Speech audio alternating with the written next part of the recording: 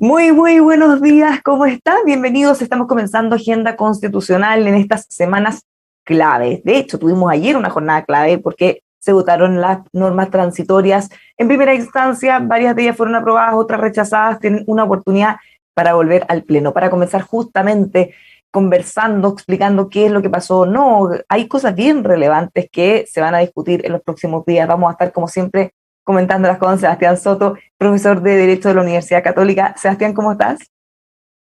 Hola Bárbara, muy bien, muchas gracias. Saludo también a Patricio y bueno, a Pamela a la distancia que hoy no nos acompaña. Pamela no nos acompaña físicamente, pero mentalmente seguro que sí, ya estará de vuelta la próxima semana, así que le mandamos muchos saludos desde ya. Estamos también junto a Patricio Zapata, profesor de Derecho Constitucional de la Universidad Católica, director del Centro Democracia y Comunidad. Patricio, ¿cómo estás? Muy buenos días. Buenos días, Bárbara, ¿cómo estás? Hola, Sebastián. Y me uno, por supuesto, al saludo a Pamela, a la que vamos a echar mucho de menos hoy día. Ya volverá la próxima semana. Pero ahora tenemos tantos temas. Antes de meternos de lleno en lo que ha ocurrido en las últimas horas en el Pleno, en la Convención, ¿qué les parece dar una mirada así bien rápida a la cuenta pública? No nos podemos quedar fuera de eso. Alguna mención también al proceso hizo el presidente Gabriel Boric. Sebastián. Bueno, Bárbara, se ha comentado y estoy seguro se seguirá comentando mucho sobre la cuenta pública. Yo quisiera destacar dos cosas vinculadas con los debates constitucionales y la agenda que nosotros semana a semana tratamos. La primera es que a mí me parece que acertadamente el presidente sostiene lo que parece ser evidente, pero que algunos a veces olvidan, que es la legitimidad de las dos opciones. El plebiscito de salida es un plebiscito que evalúa el proceso, es un plebiscito que evalúa el trabajo de la convención y es un plebiscito que evalúa la propuesta de constitución y por lo tanto aprobarla o rechazarla es igualmente legítimo. Y así lo dijo el presidente, así creo que debiera ir instalándose en la conciencia política y nacional para intentar tener la mejor constitución posible, sea la que nos va a proponer la convención o sea otra que se seguirá discutiendo hacia el futuro. Pero hay un dato adicional, Bárbara, que a mí me parece bien interesante a propósito de el relato, la narrativa que hay tras el discurso y la narrativa y el relato que hay tras el borrador de nueva constitución. Fíjate que Contexto Factual saca hace algunos días una noticia en donde dice las coincidencias entre el discurso y la nueva constitución. Y creo yo que eso muestra que la nueva constitución se parece mucho a una narrativa política. El borrador que nos propone la convención tiene mucho de frases que pueden trasladarse tanto a un discurso político, a una retórica electoral, y que no son tan propias de la Constitución. Yo estuve revisando, por ejemplo, lo que se dijo en salud, y en materia de salud hay una frase que pega muy bien para un discurso, que señaló el presidente, pero que yo creo pega muy mal para una nueva constitución, como es la frase de cuál es el nivel y la calidad de atención de salud que va a asegurar el Estado. Que lo diga, es decir, que el Estado va a asegurar la máxima calidad en salud en un discurso o en una campaña, un candidato no tiene problema. Que lo diga la Constitución tiene un problema tanto en lo jurídico, lo que es una Constitución, como en el entendimiento de cómo podemos garantizarlo. Por eso yo creo que el discurso de esta semana muestra en alguna medida esta crítica que se le ha hecho reiteradamente al borrador, que es un documento programático, que es un programa de gobierno, es un plan, es muy parecido a un discurso del 1 de junio. Y yo creo que ahí hay, en la concepción de lo que es una constitución, un asunto que es problemático. Patricio, ¿estás de acuerdo o no? ¿Qué pareció esta cuenta pública? Que además después de la noche estuvo acompañada con una cadena nacional. Mira, sin entrar en detalles, a mí siempre me va a gustar cuando el presidente de la República o la presidenta de la República tenga un tono, no sé cómo llamarlo, de Estado republicano. Eso pasa, por ejemplo, por usar un lenguaje de respeto hacia los que piensan distinto. Yo sé que hay gente que cuando uno dice estas cosas piensa, pucha, que se conforma con poco el señor Zapata. ¿Ah? Eso es ese es el mínimo. Desgraciadamente, la política democrática contemporánea, la política en Latinoamérica y en el mundo, es una política donde es habitual que los liderazgos políticos afirman su fuerza sobre la base de atacar durísimamente a los que piensan distinto, con un lenguaje de descalificaciones. Y eso es la Argentina, eso es México, eso es Brasil, eso es Estados Unidos, eso es Inglaterra, eso es España. La excepción es esto, y yo quiero valorarlo. ¿Ah? El hecho de que haya hecho reconocimientos reiterados a otros presidentes, incluso un reconocimiento a la gestión de la pandemia del presidente Piñera. No es fácil hacer ese reconocimiento. Marca una forma. Entonces, yo creo que ese espíritu es el espíritu que tenemos que trasladar al debate constitucional. Yo creo que Sebastián tiene razón de que el proyecto que está saliendo en muchos aspectos entra en bastante detalle, en detalle opinable, en detalle de política pública. No es tanto como pareció en febrero. ¿Ah? Siempre hay que acordarse los niveles de detalle sobre previsión o sobre salud, pero en educación, por ejemplo, hay mucho detalle. Son no sé cuántos artículos quedaron, Sebastián, quedaron 10, 12. Probablemente se van a refundir, pero quedó mucho detalle. Eso no ayuda, eso no ayuda. Pero me da la impresión que el tono que le impone el presidente, reconociendo la legitimidad de las dos opciones, es una contribución a los 3 meses que vienen. Es una contribución, así que yo la saludo, la valoro. Bueno, vamos ahora sí ya a lo nuestro, porque tal como decía ayer en el Pleno, se votaron artículos de normas transitorias y hubo varias cosas bien interesantes a propósito de las discusiones que habíamos tenido nosotros mismos en este programa.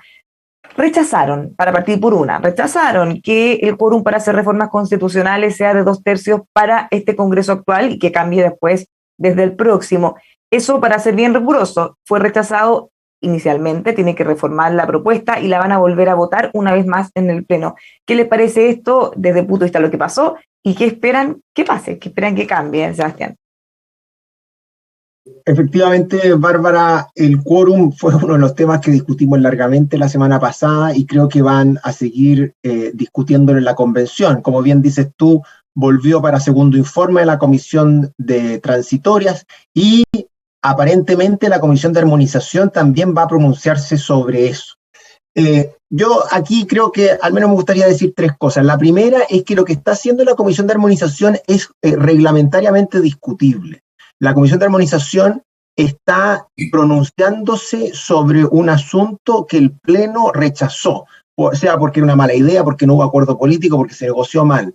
Pero el reglamento de la Convención, que a mi juicio es rígido, a mi juicio ideó un procedimiento equivocado, impide que algo como eso ocurra. O al menos hay discusión en torno a si eso es posible o no, si es esa una incoherencia entre normas o es una incoherencia entre una norma y una omisión. Y mi postura, que creo que va a terminar siendo resuelta eventualmente por la Corte Suprema, si es que esto prospera, es que las incoherencias que puede resolver la Comisión de Armonización son entre un texto del aprobado y otro texto aprobado, y no entre un texto aprobado y una omisión. Pero dicho eso, me parece, Sebastián, ¿te parece que antes de meternos en lo que yo había preguntado, vamos con este tema que es un tema de fondo y que finalmente de alguna manera va a determinar todo lo que va a pasar después? Que se cambie este reglamento, algunos dicen que esto es hacer trampa, otros dicen que es una interpretación, desde Vamos por Chile dicen que ya han cambiado el reglamento cada vez que tienen un problema y que no hay pudor en alguno en eso. ¿Cómo lo ven ustedes? Porque si uno se va a lo que habían dicho inicialmente, la Comisión de Armonización tenía un marco de acción muy acotado, pero ahora han decidido que sí tienen la posibilidad de presentar propuestas que eventualmente puedan ser cosas que se hubieran rechazado antes o que ya se hayan discutido para llenar esos vacíos o para mejorar las incongruencias. Hay un informe hecho y da cuenta en el Mercurio que encontraron más de 100 incongruencias en el texto, Patricio.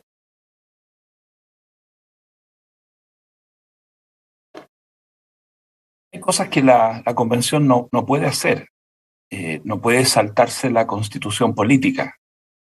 Hay cosas que sí puede hacer, pero habría que evaluar si es prudente que lo haga. El reglamento lo puede cambiar.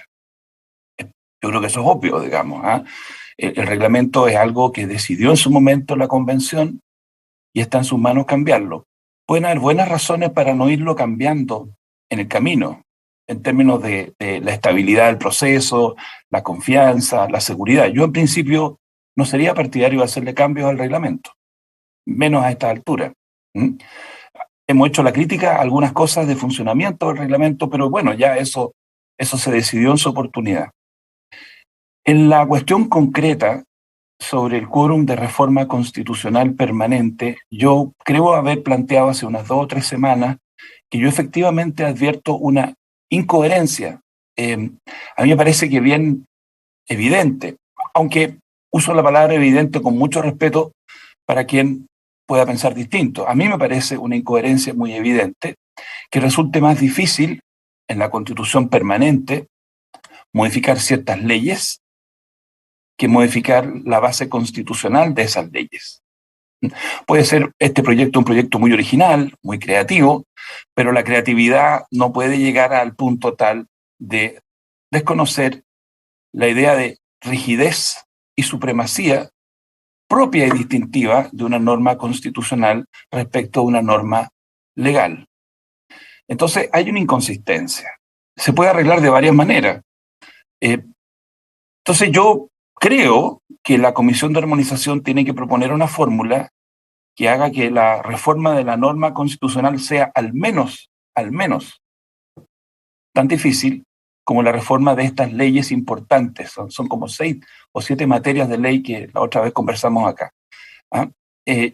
Yo espero que en esta materia haya disposición dentro de la Constitución y dentro del reglamento a corregir las inconsistencias. La palabra armonizar yo creo que comprende naturalmente resolver las inconsistencias o contradicciones, y que incluso personas que ya decidieron votar rechazo y que pueden tener muy buenas razones para votar rechazo, piensen seriamente en cuál es la lógica de que el proyecto que se va a plebiscitar salga con inconsistencias que se pueden corregir. No vaya a ser que el afán de que queden al descubierto defectos importantes pese más que el sentido de responsabilidad. El sentido de responsabilidad de que si se aprueba el proyecto, sea el proyecto menos criticable. Entonces, aquí hay que moverse dentro de la Constitución, dentro del reglamento, un llamado a algo que ha estado escaso, que es la disposición a cooperar de buena fe. Ha sido escaso y es como, quizá a esta altura, difícil pedírselo a personas que sienten que no las han escuchado mucho, que no las han tomado en cuenta.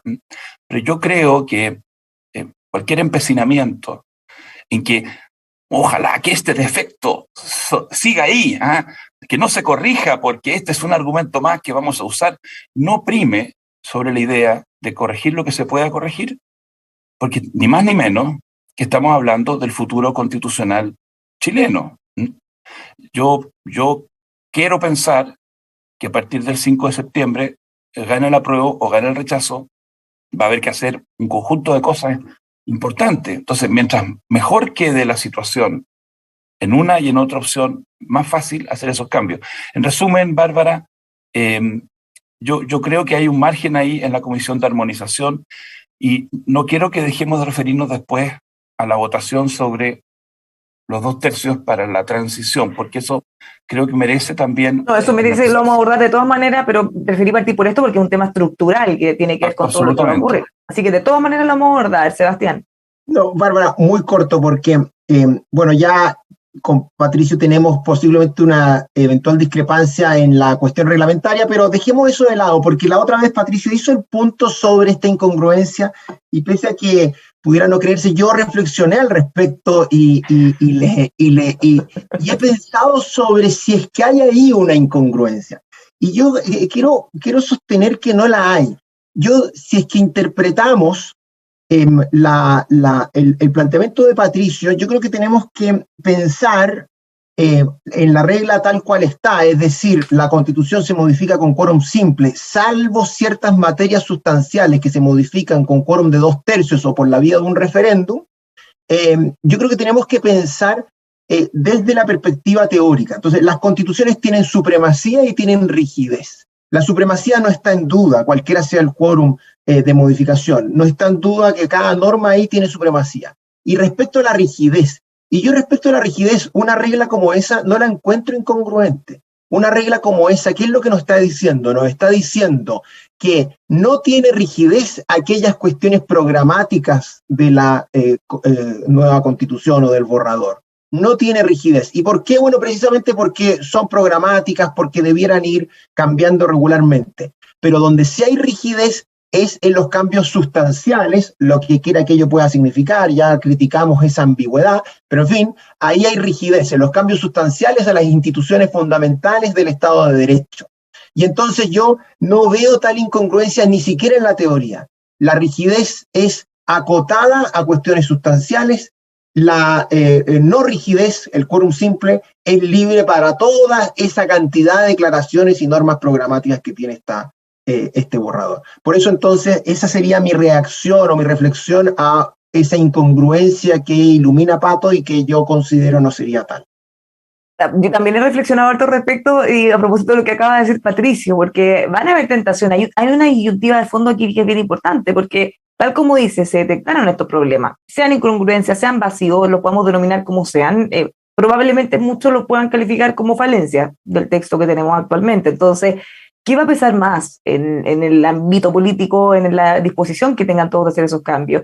El poder utilizar esas falencias como un argumento para promover el rechazo, decir, esto realmente es malo y va a tener malos efectos, y acá hay una cosa concreta para mostrar por qué, o bien el pensar que, ¿qué pasa entonces si se aprueba? Más allá de todos estos argumentos y otros de fondo, por supuesto, que puedan tener en el rechazo, pero ¿qué pasa si esto se aprueba? Bueno, quizás estaríamos mejor si es que el texto fuera mejor y estos problemas que son de fondo y bien objetivos quedaran resueltos. ¿Cómo creen ustedes que se va a abordar eso? Porque finalmente hay muy pocos días para tomar esta decisión. Patricio. Yo quizá voy a sobreinterpretar algunas de las votaciones de ayer. Estoy pensando en la distinta conducta que tuvieron los convencionales de derecha. Ayer hubo comportamientos muy distintos. Hay una decisión que tomó un grupo de convencionales, los de la UDI y los republicanos, que fue derechamente abstenerse. Ayer no votaron. No votaron. Dijeron que hubo trampa, que se declararon admisibles cosas que no correspondían, así que ellos se marginaron. Exactamente. Nosotros ya conversamos sobre este problema de la admisibilidad. Y yo incluso me acuerdo de haber dicho que yo coincidía en que desde el punto de vista de su procedencia, varias de las indicaciones no correspondían, pero que nos encontrábamos, por lo menos desde hace algún tiempo, con la negativa de los coordinadores y de la mesa de ejercer de oficio, de motu propio, la facultad de declarar inadmisible. Entonces, hay un grupo de convencionales, y no lo voy a poner apellido, decidieron que ellos simplemente no iban a participar en la votación. Hay otro grupo de convencionales de derecha que sí votaron, y en varios casos votaron, a mi juicio, de un modo tal que mejora las cosas porque obliga a la Comisión de Artículos Transitorios a corregir, a revisar, a mejorar cuestiones que no venían bien. Entonces, yo veo que hay personas que son, me imagino yo, personas potenciales del rechazo, convencionales de derecha, que probablemente ya tienen más o menos decidido votar rechazo, que sin embargo, cuando tienen que votar ciertos puntos, igual, pese a que tienen esa decisión tomada, deciden participar para mejorar las cosas dentro de lo posible. Yo quiero valorar esa actitud, porque repito, una actitud más electorera, más de corto plazo, sería, que salga lo más malo posible, que salga lo más incoherente posible, porque así hace más fácil el trabajo posterior de crítica política. Repito, tampoco quiero decir, porque quiero ser súper cuidadoso, tampoco quiero decir que lo que ha movido a los convencionales de la UDI y a los convencionales de los republicanos a abstenerse ayer sea esa actitud pequeña, egoísta. No quiero decir eso. Pueden tener sus razones, pero sí quiero destacar positivamente. Mi objetivo no es atacar, destacar positivamente a convencionales como Cristian Monkever, por ejemplo, que ayer en varias oportunidades votó de una manera que a mí me parece que mejora las posibilidades de un proyecto de nueva constitución más razonable. Y entiendo que Christian Monker probablemente va a votar rechazo.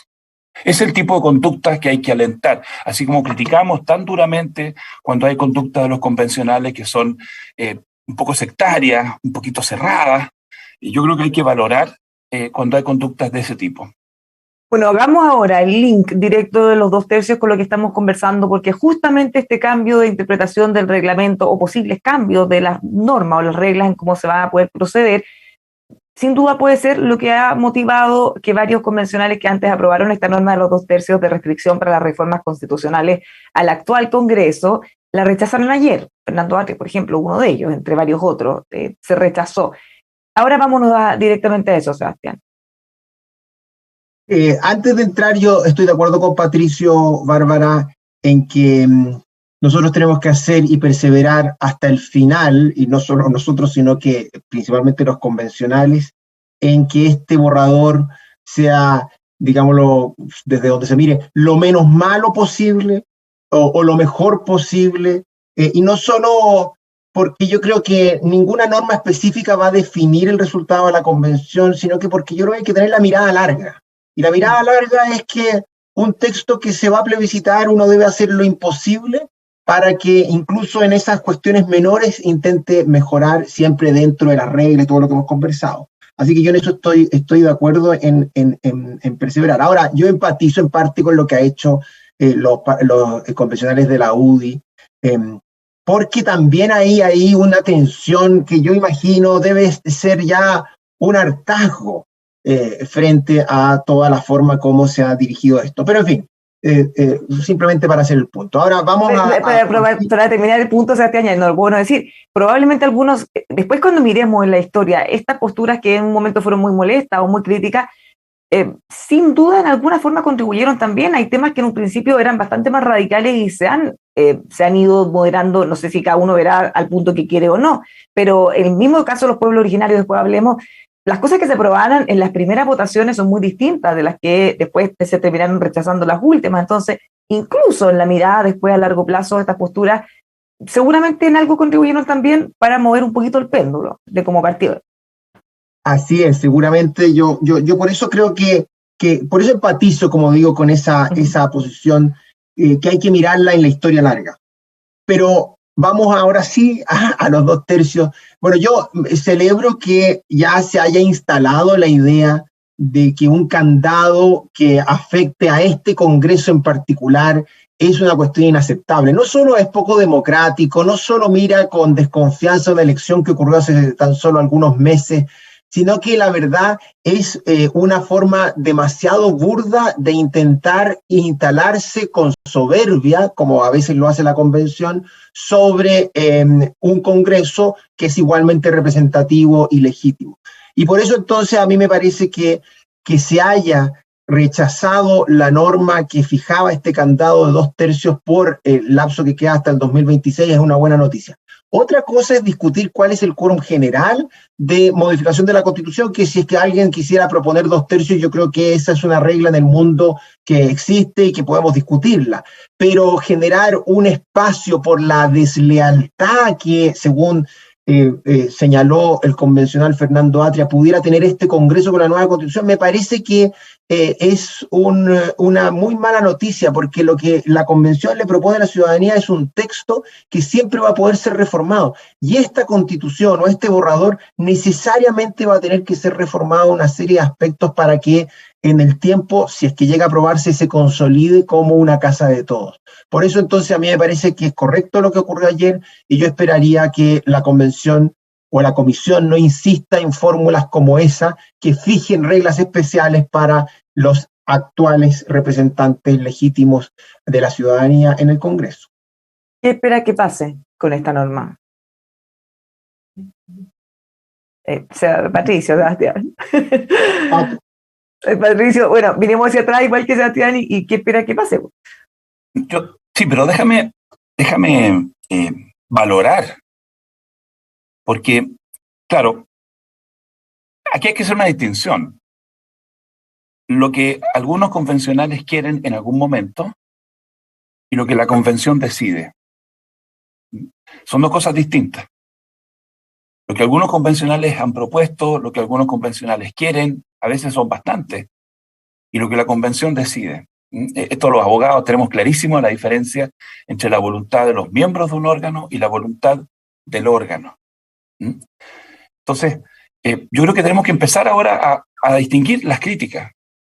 Las críticas a lo que algunos convencionales, algunas comisiones propusieron y proponen, y las críticas a lo que la convención finalmente decide. Podemos criticar a ambos, digamos, pero no extrapolar unas a otras. Entonces yo quiero valorar, porque fíjate que tan cierto era que era, por lo menos para mí, precipitado hacer juicios categóricos y definitivos sobre el proyecto constituyente a principios de abril, porque se acuerdan que decíamos, bueno, hay que esperar un poco, porque la transición es importante, la armonización es importante. Piensen ustedes que en las últimas 3 semanas hemos tenido, a mi juicio, dos peligros significativos. Por una parte, una idea que partió con la mejor de las intenciones, una frase del Contralor Bermúdez, por el que tengo la mejor opinión y la mejor impresión. El Contralor Bermúdez hace una observación interesante, práctica. ¿Para qué? Para que pueda ser, digámoslo así, posible armonizar los cambios administrativos, las plantas de personal, los sueldos, y por alguna razón eso se disparó y se transformó en la posibilidad de que el presidente Gabriel Boric instalara por decreto durante los próximos 2 o 3 años un conjunto de definiciones constitucionales significativas. Y eso aquí lo criticamos muy duramente porque era una situación que no era correcta, y eso murió. O por lo menos por ahora está muerto. Luego, una semana después, a alguien se le ocurre que por razones X es bueno que el actual Congreso Nacional no venga a desmantelar la obra de la convención. Ese es un lenguaje que a mí por alguna razón me trae recuerdos. Me acuerdo cuando los defensores de la Constitución original del 80 siempre usaban la expresión desmantelar. Van a desmantelar nuestra obra. Qué mal uso de palabras, que algunos hayan querido ahora evitar un desmantelamiento. Mal uso de palabras. Pero lo importante es que eso se rechazó. De hecho, tuvo menos de la mitad de los votos. Tuvo 72 votos a favor ese artículo transitorio, si no me equivoco. 40 y tantos en contra y varias abstenciones. Veo difícil que de aquí a una semana haya 30 que se sumen a esos 72, así que yo creo que los 2/3 murieron. Y yo me alegro, y no me gusta nunca celebrar la muerte, pero me alegro que eso haya ocurrido. Y ahora habrá que encontrar una fórmula razonable, y podrán ser los 4/7, podrán ser los 3/5, que siempre va a significar entonces, y este es el corolario, para mí importante, que no va a ser tan fácil hacer los cambios, porque no va a ser tan fácil hacer los cambios. Si llega a ganar el apruebo, bueno, ese proyecto va a tener un respaldo ciudadano. No es tan sencillo que al día siguiente se reúna el Congreso con el presidente y lo echen abajo.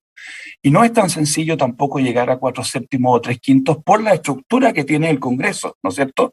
Tenemos al presidente Boric, por un lado, una mayoría en la Cámara de Diputados, llamémosla progresista, pero un Senado empatado. Entonces, no va a ser sencillo, pero no es imposible. No es imposible que uno logre hacer algunos cambios, ajustes, mejorías en los próximos años.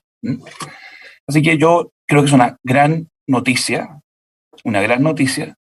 y hay que, así como uno critica las cosas que se ven mal, me parece que es de rigor felicitarse, porque uno igual contribuye desde estos espacios con la crítica, felicitar a los convencionales que cambiaron de opinión. ¿Por qué no? Justamente ese es el punto, porque ahí volvemos de nuevo cuando dicen no critiquen o casi que es un boicot. Bueno, es cosa mirar, nosotros mismos acá fuimos bien duros en algunas cosas bien concretas, así como mucha gente, y gracias a esas presiones probablemente es que uno ve los cambios que hemos visto en estos días que usted está destacando. O sea, así es. Así es, no, definitivamente. Ahora, bueno, en esto tenemos un acuerdo, creo, la semana pasada todos lo expresamos, hoy día también lo celebramos. Ahora, yo quisiera dar un paso más, y es que si es que en alguna medida esta votación de ayer sobre los 2/3 expresa una confianza en la democracia y en la decisión de la ciudadanía de hace unos meses, pues bien, lo mismo debiera ocurrir con otra norma que fue rechazada, que yo celebro, que es el término anticipado del mandato, del periodo de los senadores electos en noviembre del año pasado. Había una indicación que ponía término en 2026 de senadores que habían sido electos por 8 años. Por nosotros mismos hace pocos meses los elegimos por 8 años. Y entonces a mí me parece que, como decimos, a igual razón, igual disposición. En este caso la razón es, pues bien, no hay ninguna razón para que fijarle un candado al Congreso actual y no hay ninguna razón para terminar el mandato de esos senadores antes. Y por eso entonces las transiciones deben ser lentas, sobre todo cuando estamos escribiendo una constitución en un contexto que no es de ruptura, en un contexto que es de continuidad institucional. Esa es la gracia de este proyecto. Este proyecto que a mí me puede gustar más o menos, ya la gente creo que tiene claro a quién le gusta más y a quién le gusta menos. Pero lo que sí yo y aquí siempre hemos celebrado es que esta fue la vía institucional. Y la vía institucional entonces implica que los senadores electos bajo la Constitución actual, que los jueces, y esto no lo hemos conversado, que los jueces que están en sus cargos bajo la Constitución vigente permanecen por el tiempo que fueron electos popularmente, permanecen por el tiempo que fueron designados en el caso de los jueces. Y esas reglas, fíjate, Bárbara, que eso implica que necesitamos disposiciones transitorias que deben aprobarse para el caso de los jueces. Entonces hay que alcanzar 2/3 para poder decir que la regla de los 70 años, que a mí no me parece que sea una buena regla, me parece que discrimina al adulto mayor, pero en fin, que esa regla se empieza a aplicar en el tiempo. Y también una norma para efectos de la entrada en vigencia del Senado y el respeto a los mandatos, en el cual yo creo que pudiera guardarse silencio. Pero en fin, lo importante es que creo que debemos también poner énfasis en eso, así como respetamos la legitimidad de este Congreso para modificar la Constitución, la futura y esta, también respetamos el mandato popular por el cual fueron electos. Una pregunta un poco técnica a propósito de los 2/3 y lo que se está buscando, porque la idea que han planteado algunos convencionales es que se pudieran reponer 4/7 ya no solo para este periodo, sino que no solo para el próximo, en el fondo siempre el mismo quórum para las reformas de la Constitución. Pero había un problema que estaba eso de alguna manera ligado a este, entre comillas, poder de veto que hubiera podido tener el Congreso de Diputadas y Diputados respecto a lo que saliera de la Cámara Territorial. Y esa era justamente una cosa que muchos encontraban que era malo, que por eso finalmente se terminó rechazando. ¿Eso está 100% irreductiblemente unido o se puede separar para que sí se apruebe el quórum de las reformas constitucionales, pero se deje fuera o se elimine esta posibilidad de que la Cámara de Diputados pueda obviar lo que salga de la Cámara Territorial, Patricio? O sea, es posible que en la mente de algunas personas hay un nexo entre el quórum por el cual se reforma la Constitución permanente y el quórum que necesitaría la Cámara o el Congreso de Diputados o Diputadas para pasar por encima de la Cámara de las Regiones, y que alguien piense que ahí puede haber material para una negociación. Jurídicamente no hay ninguna relación entre las dos cosas, son cosas completamente distintas. Uno puede estar de acuerdo con una, en contra de la otra. La decisión que uno tome sobre un asunto no vincula de ninguna manera la otra cuestión. Entonces, yo creo que se trata de cuestiones distintas. Creo que existe una desarmonía o contradicción en el texto del borrador en materia de reforma constitucional. Ya no lo voy a repetir. Sebastián dice que no existe esa desarmonía. Yo creo que existe esa desarmonía. No creo que se zanje la desarmonía o incoherencia por el hecho de que algunas reformas constitucionales, las esenciales, deban plebiscitarse, A mí me parece que subsiste una contradicción entre un artículo del proyecto que dice que para hacer cambios legales sobre 7 materias se necesita mayoría absoluta, y uno pudiera hacer cambios constitucionales sobre, quizás no todas esas materias, pero varias de esas materias por mayoría simple. A mí me parece que dos cosas no pueden ser y no ser al mismo tiempo desde un mismo respecto. Ahí hay un problema de lógica. Yo creo eso. ¿Ah? Pero espérate, pero eso es distinto a que alguien crea que armoniza, volviendo a traer a la vida una fórmula que fue rechazada expresamente y respecto a la cual no hay contradicciones. Hoy día lo que hay es un sistema de bicameralismo donde tú necesitas para ciertas cuestiones la voluntad de las dos corporaciones.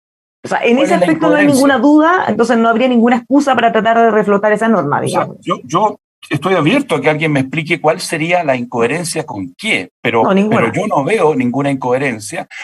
Repito, a alguien puede parecerle que quedó mal.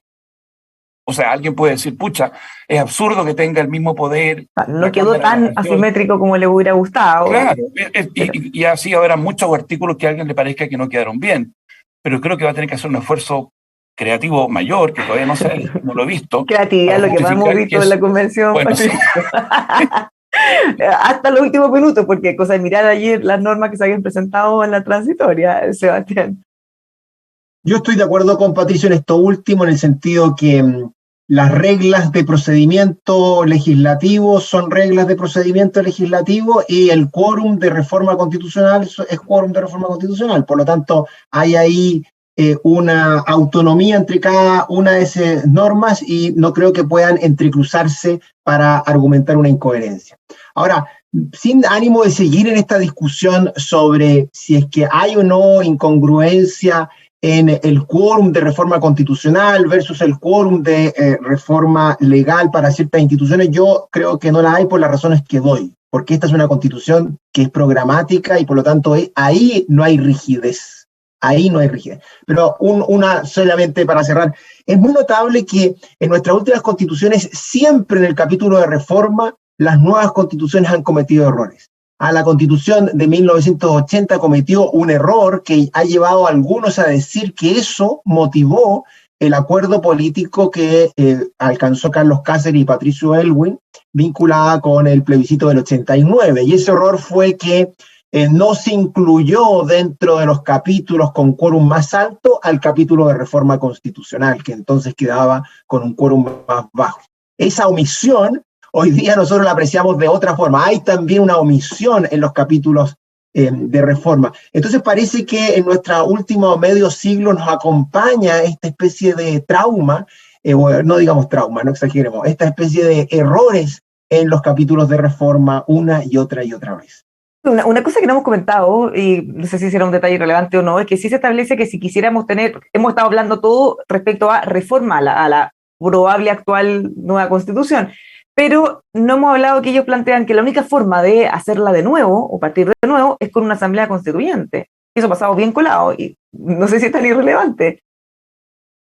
Sebastián, ya que estaba hablando... Sí, no, yo le diría que eso es una tendencia bastante asentada hoy día en las últimas constituciones, es decir, que se crea la vía de la reforma y también se crea la vía de, digamos, la nueva constitución.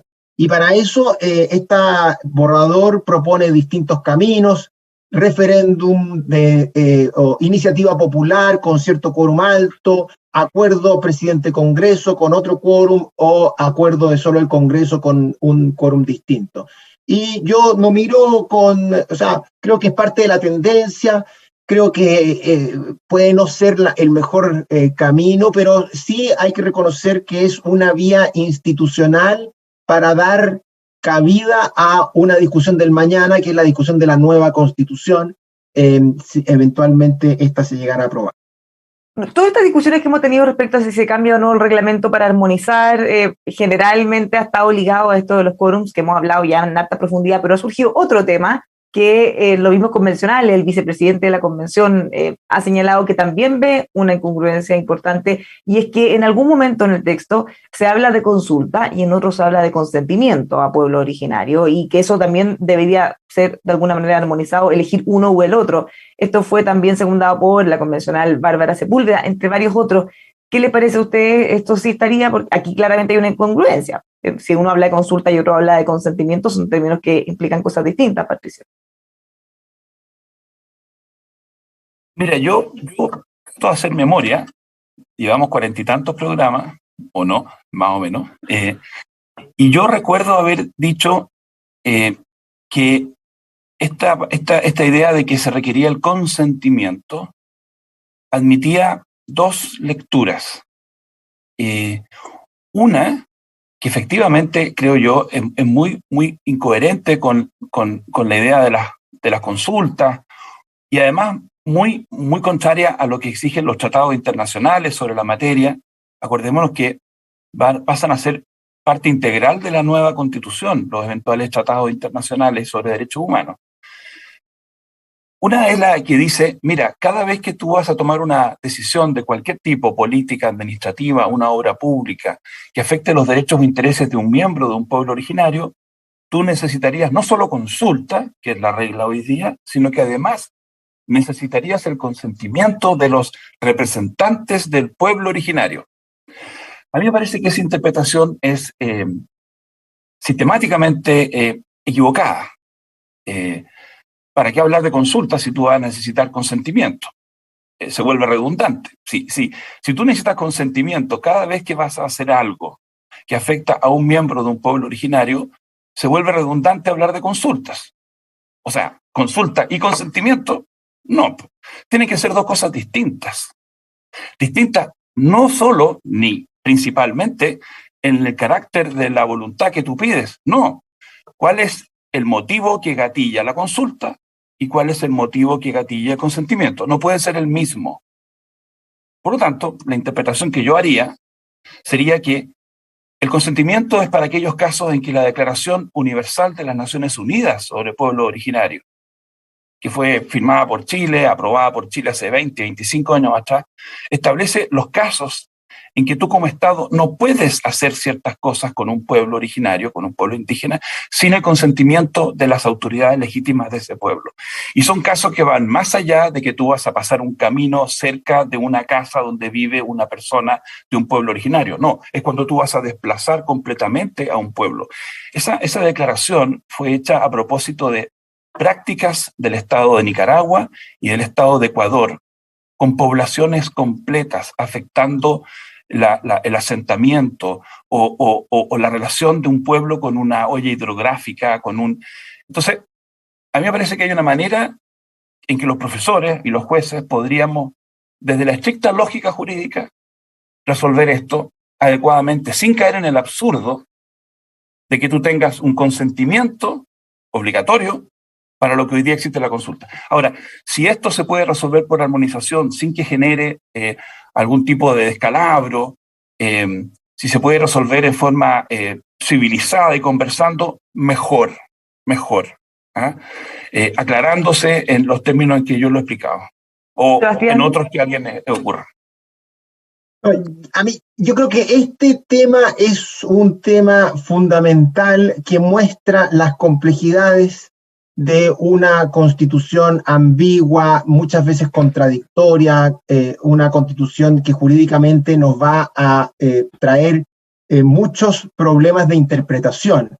¿Por qué? Lo digo por lo siguiente.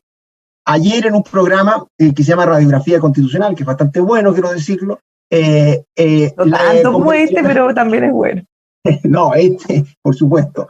La convencional Elisa Loncón explicó lo que a su juicio son estas dos normas. Y por supuesto no siguió el planteamiento de Patricio. Es decir, a mí el planteamiento de Patricio me parece correcto jurídicamente, pero ella tiene otro planteamiento. Ella dice, no, momento, la norma de consulta está a nivel de principio general, la norma de consentimiento está a nivel de Estado regional. Por lo tanto, en las competencias, atribuciones del Estado regional se requiere consentimiento. en las cuestiones legislativas o en la política general se requiere consulta. A mí, esa interpretación que tiene la convencional Elisa Loncón, que todos respetamos, y una interpretación que uno pudiera cuestionar, pero en fin, ahí está, es distinta a la interpretación de Patricio. Entonces, bueno, ¿cuál es la interpretación? Sebastián, perdón que te interrumpa, pero para quienes nos están viendo, ¿qué implicancia tendría esto? Esta interpretación que hace ella, ¿qué implicancia tendría en términos prácticos? Bueno, yo no quiero transformarme en su exégeta porque definitivamente ella no lo aceptaría, pero lo que yo sí diría es que eso implica que cualquier decisión vinculada con las competencias del Estado regional requerirían el consentimiento de los pueblos indígenas, o tendrían los pueblos indígenas un poder de veto, ordenamiento territorial y una serie de otras decisiones. De hecho, ella ayer también comentó lo del estado de excepción. Ahora, el estado de excepción es una decisión presidencial, entonces sería curioso que en su mismo argumento ella exigiera el consentimiento de los pueblos indígenas, pero al menos quedó esa duda, o al menos esa es una duda perfectamente legítima, porque ella dijo que no procedía el estado de excepción, porque esa era, además de criticar una mala noticia, también, o sea, criticar una mala decisión, también lo consideró como una cuestión contraria a los pueblos indígenas. Entonces, toda esta ambigüedad, toda esta interpretación en donde cada uno saca su interpretación, bueno, ¿quién lo va a definir mañana? Los pueblos indígenas van a decir, no, en estas cientos de políticas que van a tomar eventualmente mañana los estados, las regiones, se requiere el consentimiento de los pueblos indígenas, tenemos ahí un poder de veto de un grupo. A mí eso me parece que no solo debe ser corregido, por supuesto, sino que en el caso de no ser corregido es un problema mayúsculo para la ejecución y consolidación de la eventual nueva constitución. Patricio. Yo creo que el uso de ciertos términos, algún profesor nuestro lo llamaba de geometría variable o conceptos jurídicos indeterminados, efectivamente abre márgenes mayores para la interpretación, la litigación, y eso genera incertidumbre. Eso es así. Pero ojo, porque los auditores que nos están escuchando, los telespectadores, o no sé cómo llamarlo al público de un programa como este, podrían pensar que existen por ahí constituciones tan bien redactadas que no generan debate interpretativo, que están tan claritos los términos que después de que se publica esa constitución, bueno, los abogados simplemente aplican lo que ahí se dice. Pongo el ejemplo de la propiedad en la actual constitución. La verdad de las cosas es que aun cuando se hizo un esfuerzo muy grande por precisar lo que significa la propiedad, lo que significa la función social, lo que significa... Todos los días tenemos discusiones jurídicas y juicios importantes sobre lo que es la función social de la propiedad. Y fíjate, Bárbara, que se deciden en los tribunales no 10-0, porque no son obvias las conclusiones.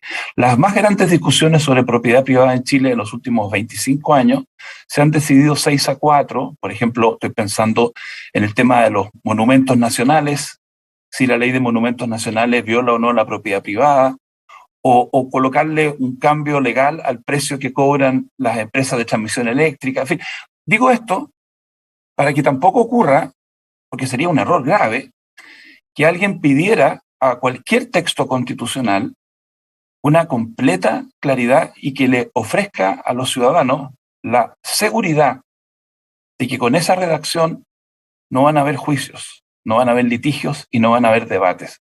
Siempre van a haber debates. La Constitución de los Estados Unidos, que muchos aplauden como una constitución modélica porque es tan breve, ¿no es cierto? Bueno, en realidad no es tan breve, es súper larga. Y es tan larga porque es la Constitución de los Estados Unidos y lo que la Corte Suprema de los Estados Unidos dice que es la Constitución de los Estados Unidos.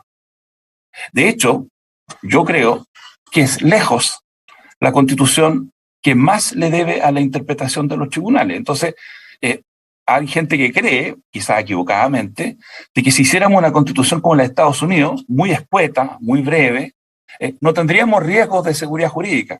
No, déjenme decirles, en Estados Unidos la Corte Suprema hace derecho constitucional todos los años, de una manera que a mí me parece francamente peligrosa. Yo prefiero entonces tener un poquito más en la Constitución y que no sea la Corte Suprema o el Tribunal Constitucional. Esto para poner las cosas en contexto.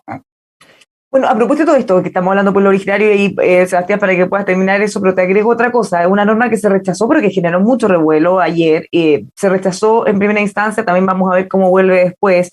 La creación de un comité que estaría compuesto en parte, no se sabe muy bien porque dice parte por representantes de pueblos originarios, también por otros integrantes de reconocida idoneidad, pero designado por el presidente de la República, cuya misión sería demarcar, definir todos los territorios, establecer las políticas de restitución de tierra, y que todo lo que se define en esa comisión tiene que ser ejecutado por órganos competentes. Esto generó mucho ruido porque el hecho de que los pueblos originarios sean parte de esa comisión, ya sean todos parte, no se sabe en qué proporción, bueno, podrían darle un carácter de juez y parte, en el fondo. Ellos definir el plan y tener que los demás ejecutarlo.